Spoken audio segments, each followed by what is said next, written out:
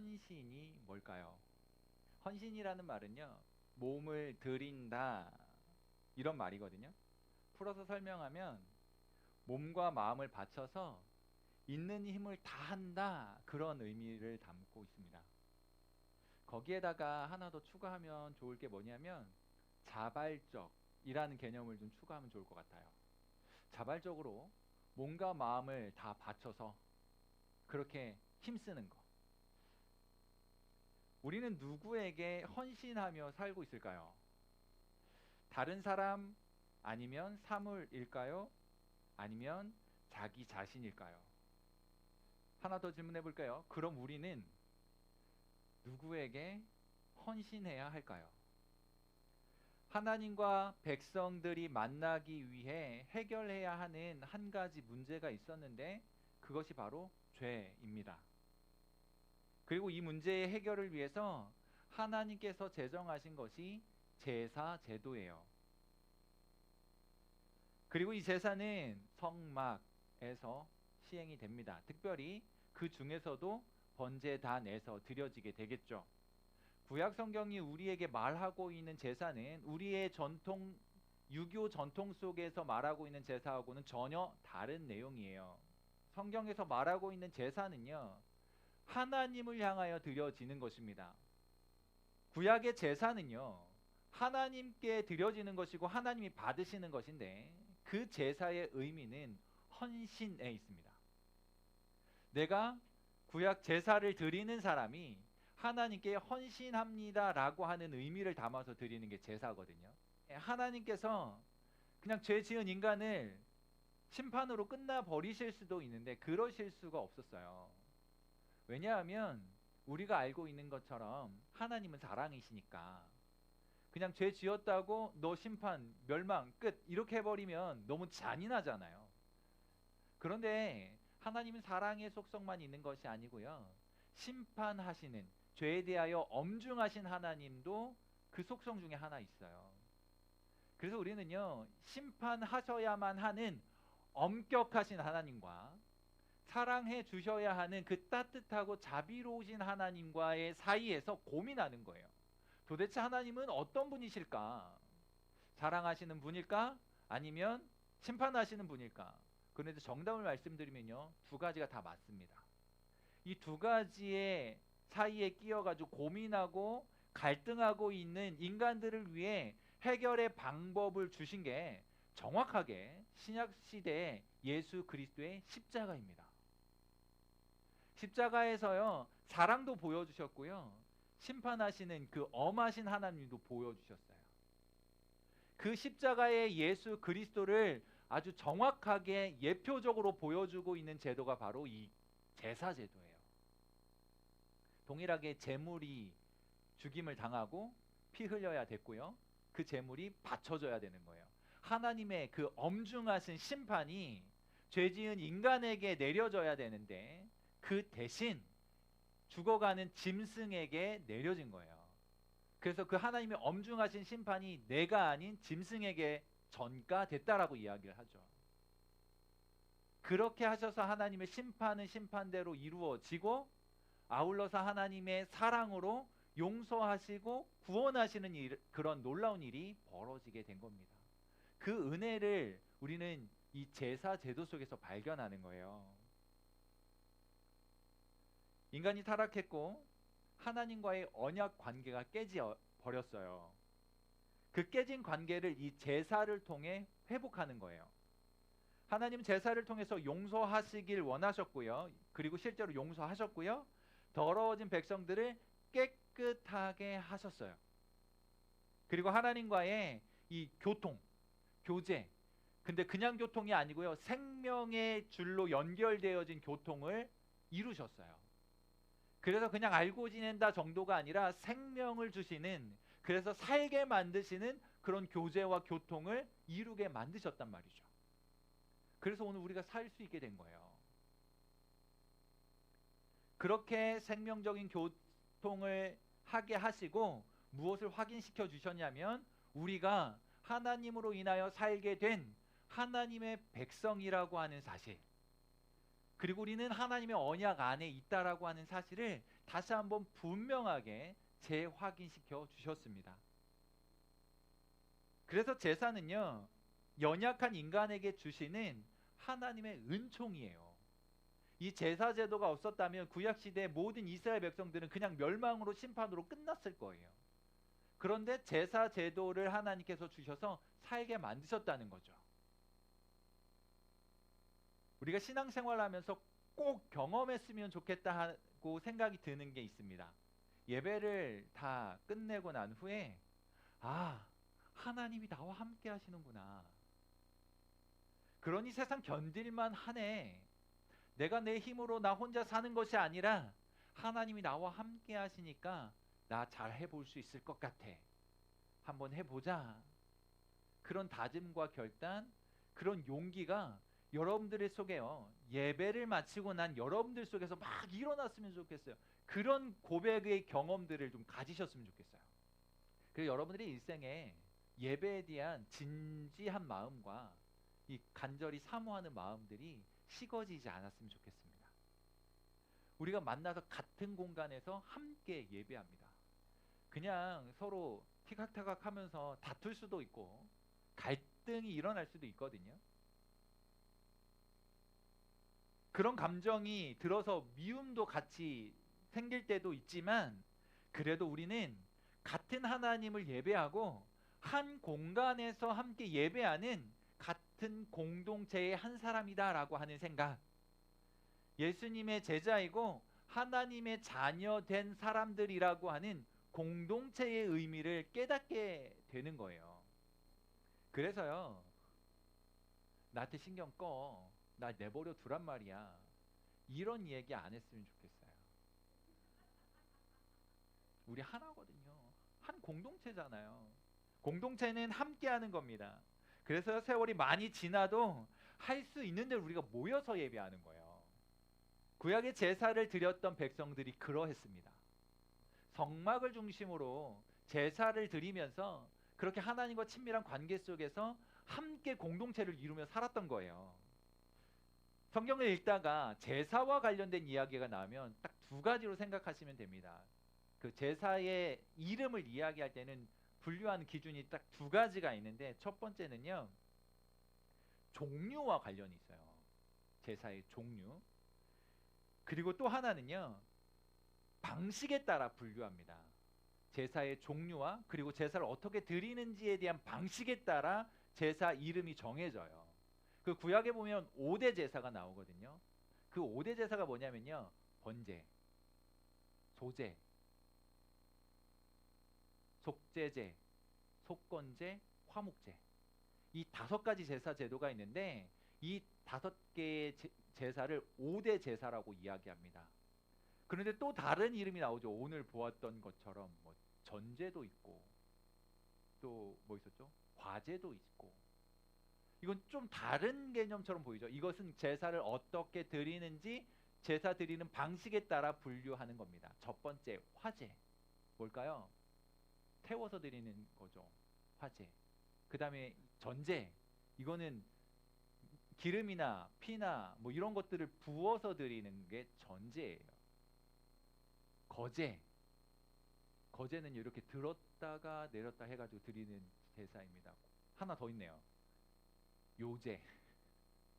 요제는 이렇게 들어가지고 흔들어서 드리는 거예요. 성경을 읽다가 보면요, 5대 제사가 나오고요, 어떻게 제사를 했는지 그 방식대로 분류한 4대 제사가 있습니다. 화제, 거제, 요제, 전제예요.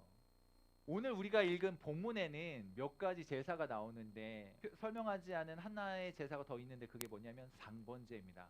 이건 뭘까요? 이건 이것도 아니고 저것도 아니고요.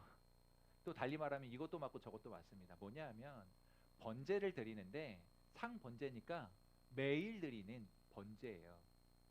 그런데 이 상번제를 어떻게 드려야 했냐면요, 아침에 한 번, 저녁에 한 번, 그리고 하루에 2번씩 드리는 거예요. 보통 제사를 드리려고 마음먹은 사람들이 수시로 성막에 올라와서 제사를 드렸던 것이라면, 상번제는 개인이 드리는 게 아니고요, 제사장이 대신해서 드리는 거예요.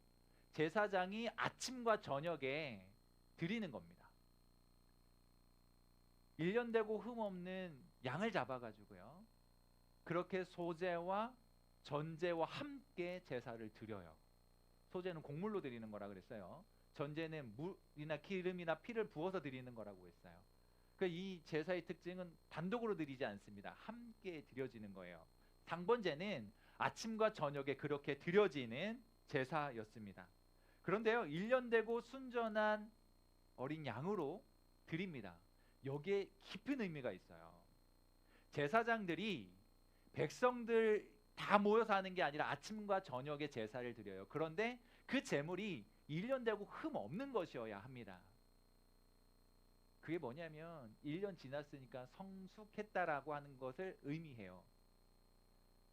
우리에게 적용하면 신앙의 성장과 성숙이 필요하다는 거예요. 자, 처음에 헌신에 대한 이야기를 했으니까, 제사는 헌신의 의미가 있다라고 이야기했으니까 제사를 드릴 때 성숙함이 필요해요. 우리 신앙의 성장이 필요한 거예요. 뿐만 아니라 흠이 없어야 합니다. 순결해야 해요. 그 순결한 마음으로 그런 상태로 하나님 앞에 제사해야 된다라고 하는 거죠. 그리고 오늘 말씀에서 화제를 드리고 소제를 드리고 전제를 드리도록 했습니다. 화제는 불로 태워서 드리는 거예요. 번제입니다.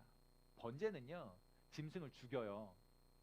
그리고 처음에는 6등분을 합니다. 어떻게 6등분 하는 줄 아세요? 머리, 몸통, 사지 6등분으로 나눠요. 그리고 다 쪼갭니다. 피가 낭자하게 흐르겠죠? 굉장히 잔인하게 느껴질 것입니다. 하나님께서 그렇게 잡도록 하셨어요. 그리고요, 하나님 앞에 다 태워드리는 거예요. 무엇을 의미하는 걸까요? 우리가 헌신할 때는요, 내 자신이 쪼개져야 돼요. 내가 죽어야 됩니다. 그리고 남김없이 다 태워져야 돼요. 그것을 아침에 한번, 저녁에 한번 제사장들이 드린 거예요. 그리고 그 위에다가요, 소제를 드립니다. 소제는 곡식을 빻아서 기름을 섞어서 드리는 제사였어요. 알갱이 곡식이 빠집니다. 그래야 하나님 앞에 드려지는 고운 가루가 됐어요. 생 곡식을 드리는 게 아니고요, 빠진 고운 가루로 소제를 드렸어요. 우리가 빠져야 되거든요. 자기 깨어짐 필요하다고요. 처음 질문을 이렇게 했었어요. 내 자신에게 헌신하는가? 다른 이에게 헌신하는가? 내가 깨어지고 죽어져서요, 내가 나를 위해 사는 것이 아니라 내가 하나님을 위하여 드려지는 존재가 되어야 합니다. 제사 제도 속에서 그것을 보여주고 있는 거예요. 뿐만 아니라 소제에 섞여진 기름은 순결한 것으로 빻은 순결한 기름으로 드려야 했어요. 우리가 성막제도 이야기하면서 기름은 성령을 의미한다라고 이야기했죠. 우리가 하나님 앞에 헌신할 때 내 힘으로 되지 않고요, 성령의 도우심이 필요하다는 걸 생각해 볼 수 있습니다. 내가 깨어질 때 성령의 도우심이 필요한 것이고요, 깨어진 그 상태의 성숙함을 유지하고 계속하여 성장하기 위하여 성령의 도우심이 필요하다라고 받아들일 수 있어요. 거기에다가 독주의 전제를 드리라 그랬어요. 독주는 아주 독한 포도주라고 이해하셔도 좋습니다. 더 적나라하게 하면 알코올 그 도수가 굉장히 높은, 그래서 불 붙이면 불이 확 붙을 수 있는 그런 아주 독한 포도주라고 생각하셔도 돼요. 그것을요, 붓는 거예요. 짐승을 잡아가지고 태워가지고 번제를 드렸잖아요. 그리고 곡식 빻아가지고 기름을 섞어가지고, 순결한 기름이니까 그 기름 기억하시죠? 우리가 등잔에 불을 밝힐 때 그 기름 썼던 거, 그 불에서 확 타는 거거든요. 그 기름 섞인 고운 가루니까 불에 들어가면 타겠죠. 그렇게 드린 그 위에요, 독한 포도주, 독주를 붓는 거예요. 어떻게 될까요? 우스갯소리로 말하면 불쇼처럼 되는 거예요. 이 독한 포도주, 그 독주가요, 불에 닿기도 전에 공중에서 확 사라지는 겁니다. 그리고 불결했고 이 찌꺼기 같은 것들을 확 태우는 거예요. 그리고 순결한 제사가 되어서 하나님 앞에 온전하게 올려지는 거예요. 그림 이미지로 그려지시나요? 제사는 그렇습니다. 내가 죽어야 했고요, 쪼개져야 했고요, 빠져야 됐고요, 부스러져야 됐고요. 그런 위에 성령의 기름이 부어져서 성령이 임하셔서 완전히 다 새롭게 만드는 일들이 일어나야만 하는 거였어요. 오늘 하나님께서 모세를 통하여 아침과 저녁에 이 상번제를 드리라라고 말씀하고 있습니다. 여러분, 하나님 앞에 드려질 준비 되어 있으세요? 하나님 앞에 헌신해야 되는데 그럴 준비 되어 있으세요? 헌신하는 거 아픕니다. 내가 죽어야 되거든요. 내가 하고 싶었던 거 다 꺾고요, 내 욕심과 내 고집 다 꺾고 하나님이 원하시는 대로 살아야 돼요. 그러니까 아프거든요. 죽고 싶지 않은 거예요. 그냥 내가 살고 싶은 거예요. 그런데 하나님께서 그렇게 하라고 말씀하십니다. 내 뜻은 꺾고 오직 성령의 도우심을 따라서 하나님이 원하시는 삶을 살도록 말씀하시는 거예요. 이 상번제가 아침과 저녁에 드려지는데 여러분 생각해 보세요. 그냥 지금의 상황과 그 당시의 상황을 섞어서 짬뽕해가지고 한번 각색해서 설명해 볼게요. 여러분들이 학교에 가려고 아침에 막 분주하게 일어나가지고 막 준비하고 막 그러는데 저 멀리에서 짐승 잡아가지고 태우는 연기가 막 피어오르고 있는 거예요. 제사를 한 번이라도 경험했던 사람들은 그것을 보면서요, 아, 지금 우리를 위하여 짐승이 죽었구나. 그 헌신의 의미를 가지고 하나님 앞에 아름답고 향기로운 향이 되어서 올려졌구나. 내가 오늘 이 하루 그렇게 하나님을 향한 헌신의 마음을 가지고 잘 살아야지. 고백하고 결단하는 거예요. 그리고 저녁에요, 도서관에서 또 학원에서 공부 다 마치고 집에 딱 왔는데요, 또다시 불이 막 피어오르면서 연기가 확 올라가는 거예요. 또 한 마리 양이 죽어가면서 하나님 앞에 드려졌죠. 그걸 보면서요, 내 이 하루가 어떠했는가, 나의 삶이 어떠했는가, 이것을 한번 되짚어 보는 거예요. 하나님 앞에서 순결하게, 하나님 앞에서 제대로 된 그 신앙의 모습, 순결한 모습으로 살았는가, 그리고는 잘못 살았다면 하나님 앞에 회개하는 거죠. 이것이 아침과 저녁에 일어났던 상번제였습니다. 여러분, 우리가요, 하나님 앞에 이렇게 예배 속에서의 그 은혜를 경험하고 나면요, 평생에 이것들을 가슴속에 새기고 살면서 그런 삶을 살아갈 수 있게 되는 거예요. 여러분들 속에 이것이 경험될 수 있었으면 좋겠습니다. 그래서요, 단 한 번의 예배가, 아, 내가 예배를 통해 하나님의 은혜를 경험했구나, 하나님이 나와 함께 하시는구나를 깨달을 수 있어야 된다는 것입니다. 그 한 번의 예배가 온전하게 드려지면요, 두 번, 세 번, 네 번이 가능해지는 거예요. 그리고 잘못 살아왔던 것들에 대한 나의 지난 날에, 그리고 그 하루의 삶을 점검하고 회개하고 돌이키는 일들이 일어나는 거죠. 이 상번제의 명령은 시내산에서 주어졌거든요. 신약의 갈보리 언덕에서는요, 십자가로 우리 가슴 속에 새겨졌어요.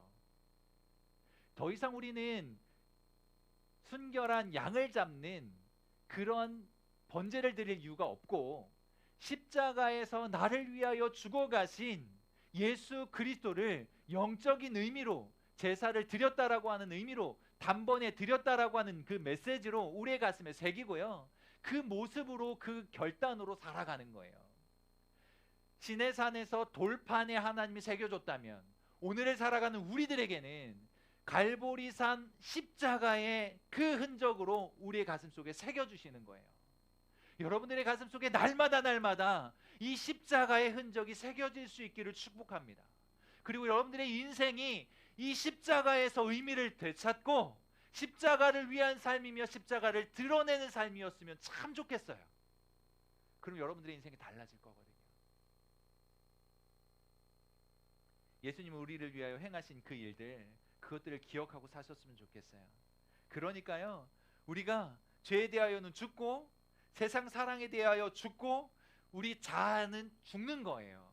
그리고 아프지만 하나님을 위하여 나를 드리는 삶 살게 되는 것입니다. 우리 그렇게 살자고요. 근데 그렇게 살려고 하니까 잘 안 되잖아요. 성령의 도우심이 필요해요. 그리고 공동체가 필요합니다. 그래서 친구들과 선후배들이 만나면요, 한 주 잘 지냈니? 내가 널 위해 기도했어. 이렇게 말해줄 수 있어야 돼요. 그게 공동체입니다. 그게 하나님 앞에서 몸과 마음을 다 바쳐 헌신하는 거예요. 한 주간 그렇게 사셨으면 좋겠어요. 여러분들의 청소년 그렇게 보내셨으면 좋겠어요. 그래서 여러분들의 가슴 속에서 십자가가 생생하게 보여지고 여러분들과 만나는 많은 사람들이 예수 그리스도를 경험하게 되고, 그래서 한 공동체가 되어 함께 찬양하는 일들, 그래서 하나님이 온전히 영광을 받으시는 일들 일어날 수 있었으면 좋겠습니다. 바로 이것을 날마다 기억하라고 아침과 저녁에 상번제를 드리게 하셨어요. 이제 우리는 하나님 앞에 쪼개지고 깨트려지고 드려질 뿐만 아니라 순전하지 못한 모든 것들을 다 태워드려서 하나님께 온전하게 드려지는, 하나님 앞에 온전함으로 서는 진실한 기독 청소년 되실 수 있기를 주님의 이름으로 축복합니다.